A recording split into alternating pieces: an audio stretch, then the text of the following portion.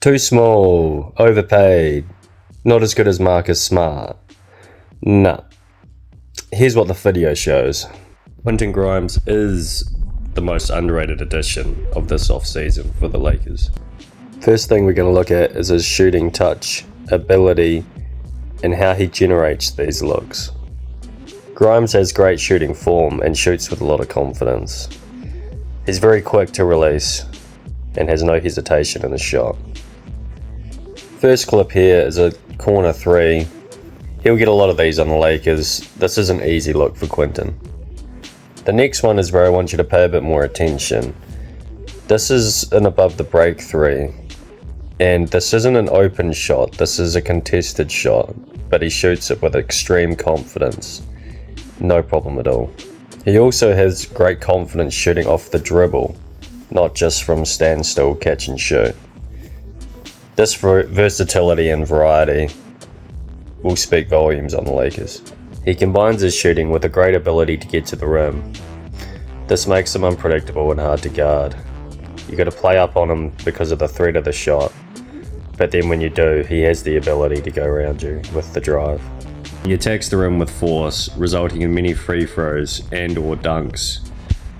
He's capable of dunking on people in cases and finishing strong on fast break.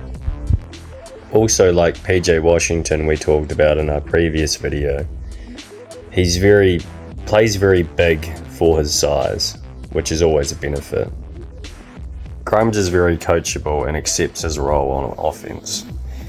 He also has a capability of scaling up his volume while maintaining efficiency, or in some cases increasing it, as shown here on this graph.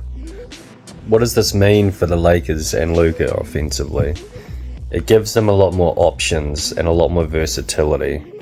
His ability to pass, dribble and shoot alongside Luka and Reaves is going to make them a very dynamic offense.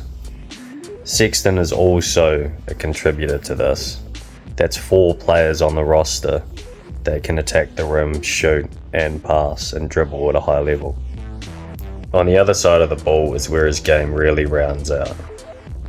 Grimes is a great on-ball defender and moves his feet very, very well.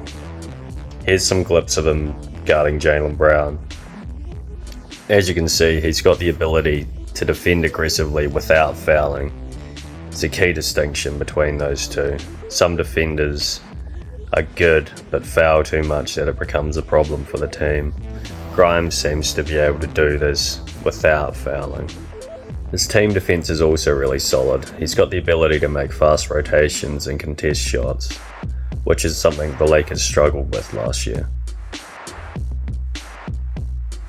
Although he excels in guarding 1s and 2s defensively, he can scale up when asked to bigger wings.